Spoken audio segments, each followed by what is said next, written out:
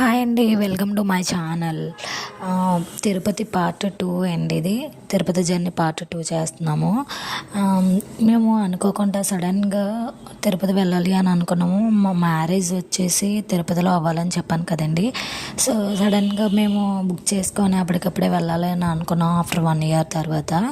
కానీ ఏంటంటే మే 1ని జరిగిందండి, అంటే మా ఎంగేజ్మెంట్ డే అది.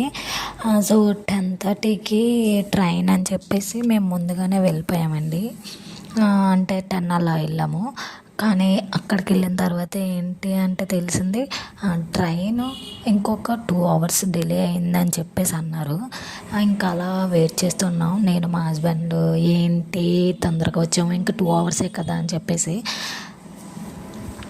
కానీ ఎర్లీ మార్నింగ్ ఎప్పుడు 5:30కి వచ్చిందండి ట్రైన్. చాలా లేట్ అయింది. అమ్మ ట్రైన్ వచ్చిందా అని చెప్పేసి అప్పుడు రిలాక్స్ అయ్యి వెళ్ళామన్నమాట. Full tired అయిపోయామండి. 10:30కి వస్తుంది అన్నది 5:30 అంటే ఎంత డిలే అయిందో చూడండి. సో మా జర్నీ అలా స్టార్ట్ అయిందన్నమాట. అనుకోకుండా ప్రయాణం.